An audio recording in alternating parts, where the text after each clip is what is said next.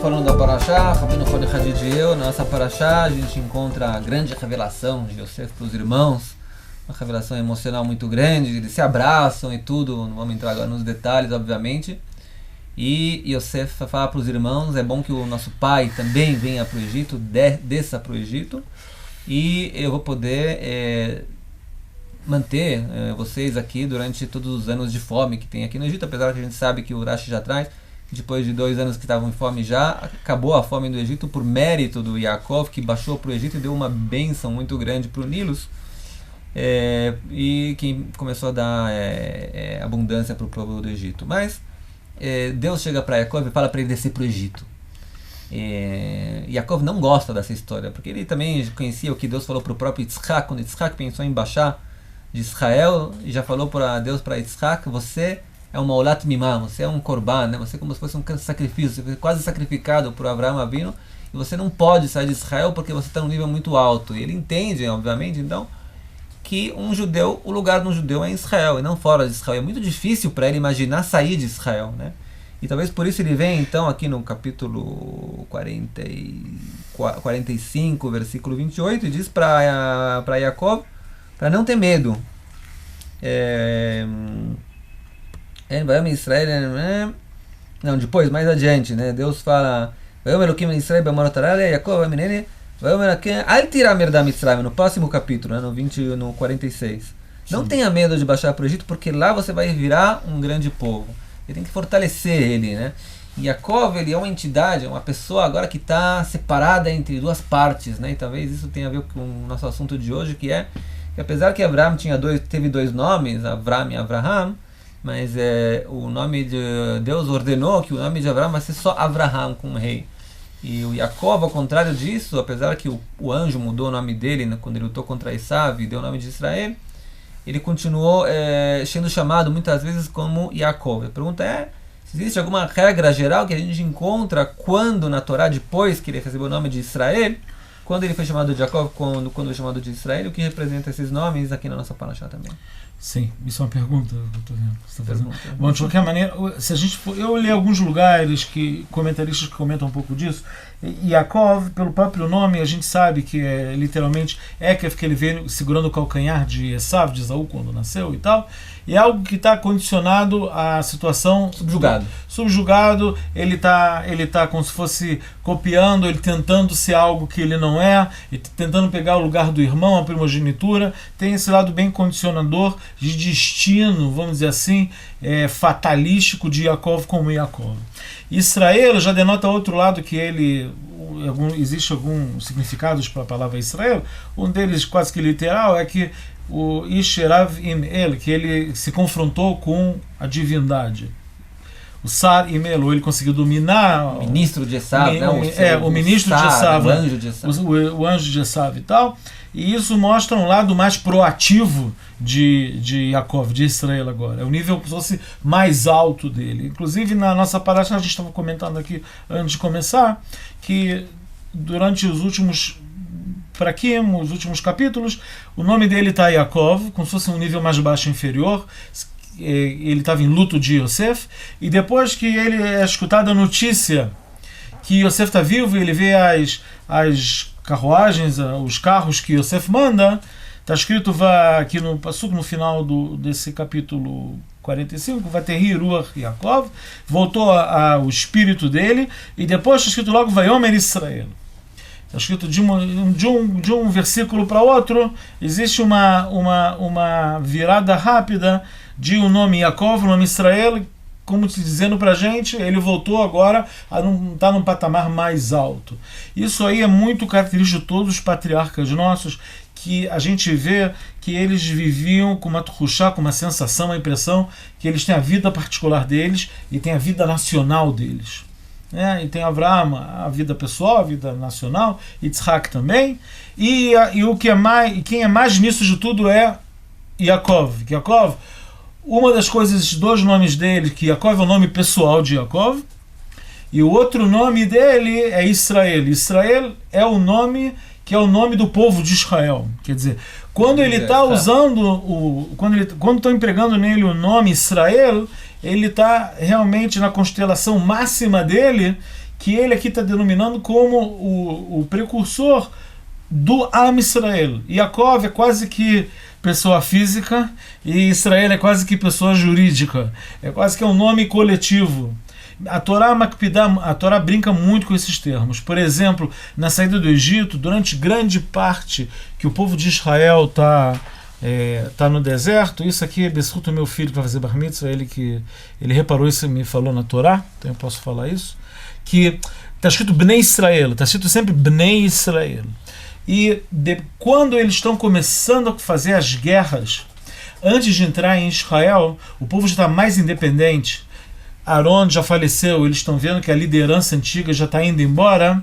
Está escrito lá Israel. Não está escrito mais Bnei Israel, está escrito Israel, como que se estivesse denotando que agora eles estão mais amadurecidos, eles são um povo constituído, eles são uma entidade política independente, já amadurecida, com responsabilidade, eles são Israel. Até agora eles eram Bnei Israel.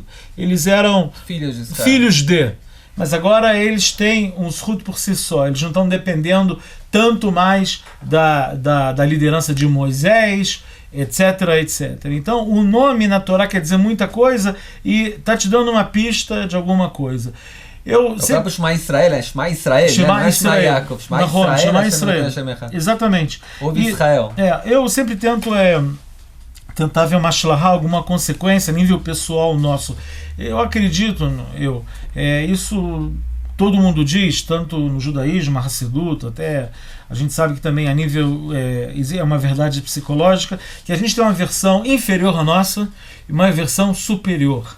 A gente tem uma versão inferior nossa, mais medíocre às vezes, que a gente dia a dia, que a gente às vezes pensa em pequenas coisas ou tem uma visão muito limitada da realidade. Eu também envergonhado, eu não tenho força, não posso fazer, eu vou estar sempre em segundo lugar, quem vai fazer ele não sou eu, quem vai terminar. Se alguém tem que falar um Dvar Torah, tem que falar alguma coisa, deixa para outra pessoa. Isso o Rav Amital, meu Rosh Shivas ele falava que chama falsa humildade. A falsa humildade, eu não sou capaz, igual você falou. E a gente tem esse lado mais grandioso interno, que muitas vezes ele não aparece, o nosso lado de Israel. A gente tem o nosso lado de Yaakov, o nosso lado de Israel, que é o lado da nossa visão. Liderança, né? Da nossa liderança, ou até o lado que a gente vai deixar a nossa impressão no mundo. O que a gente veio fazer no mundo, a nossa missão às vezes, ou a nossa vocação, tudo isso está muito ligado mais à nossa alma interna, que é a tua versão, não 1.0, é a versão tua 3.0, 4.0, que é a tua versão de fazer, e às vezes o custo de você não fazer com que ela possa se expressar, pode ser até a nível da felicidade ou autossatisfação pessoal da pessoa. É uma grande confrontamento a gente conseguir fazer com que esse nosso lado maior, e o nosso lado visão, não fique só em termos de sonho e consiga se exprimir no dia a dia, no cotidiano. Isso é uma grande provação de cada um de nós. É isso que o Passuca aqui traz, né? Seria então a continuação da tua ideia, é que realmente Deus chega para Yaakov e fala para ele, né? Ele chega com o nome Yaakov, ele fala Yaakov, Al-Tirá Meredá Mitzrayma. Não tenha medo de baixar para o Egito. Por quê? Uma pessoa quando está em Israel, né? Um judeu que está em Israel, ele está todo orgulhoso, obviamente é fácil ser Israel, né? Dentro de Israel. Na hora de conforto. Mas na hora que você coloca um judeu no Egito, dominado pelo povo mais forte do mundo, subjugado a todas as ideias, concepções e culturas egípcias, daí você tem uma tendência a ser levado jamais, né? Bom, vamos se juntar às culturas, etc, etc. Isso que Jacob tinha tanto medo, né? Será que os meus descendentes vão conseguir se manter, não se assimilar na cultura egípcia e manter esse nível que a gente tem aqui em Israel?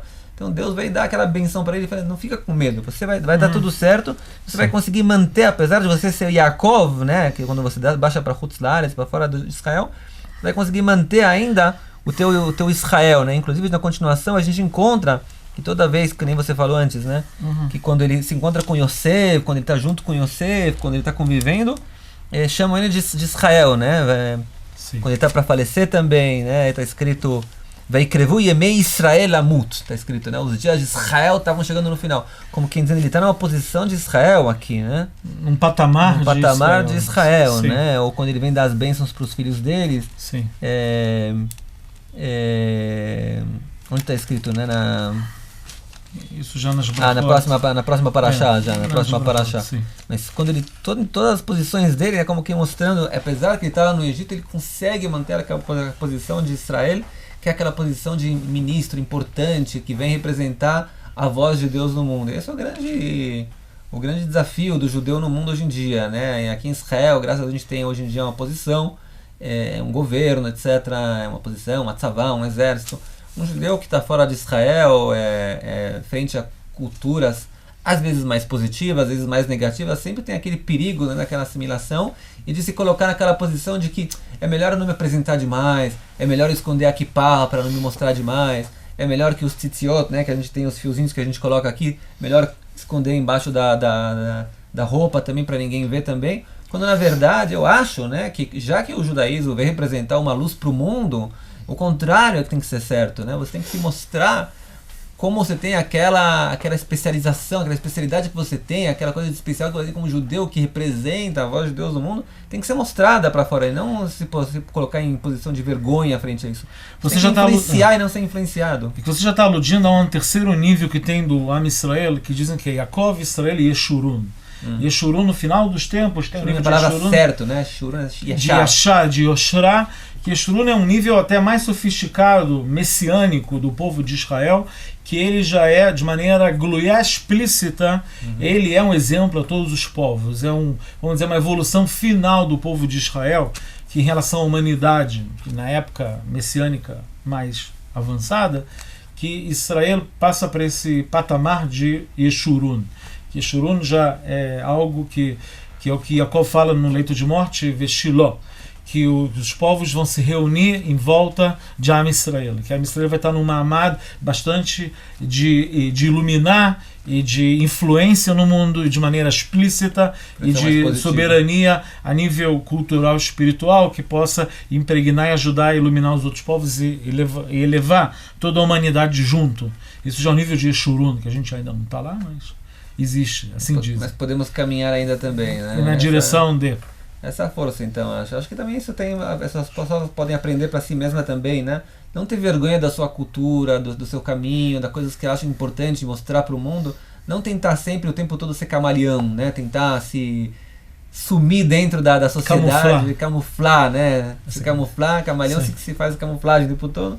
E sim ter orgulho, se você tem um caminho certo, um caminho verdadeiro, você tem que apresentar isso para as pessoas em volta também, influenciar as pessoas que estão em volta de você para poder atuar e influenciar. Essa foi a força do Yaakov também, que passou para o Egito, mas continua sendo Israel, continua sendo aquela força de influência divina, e talvez por isso ele se juntou a Yosef, que era um rei também tinha essa qualidade, né? Yaakov e Yosef eram muito parecidos, né? O próprio Yosef, pode-se dizer, praticamente converteu, né? Juntou todo o povo do egípcio para Tchuvá. Inclusive está escrito que todos fizeram Brit Milá, né? Todos fizeram circuncisão no Egito, e os sábios cabalísticos já falam que Yosef queria baixar um pouco as forças de impureza do Egito para a chegada do povo de Israel, para o povo de Israel não sofrer tanto com o choque cultural que eles vão encontrar no Egito. Mas isso já é uma outra história. A gente deixa por aqui então, que vocês possam influenciar o mundo, cada um no seu caminho, com boas coisas, combinação, e que o povo de Israel possa também chegar ao seu nível de Israel para iluminar todos na aproximação frente a Deus. Shabbat Shalom. Shabbat Shalom.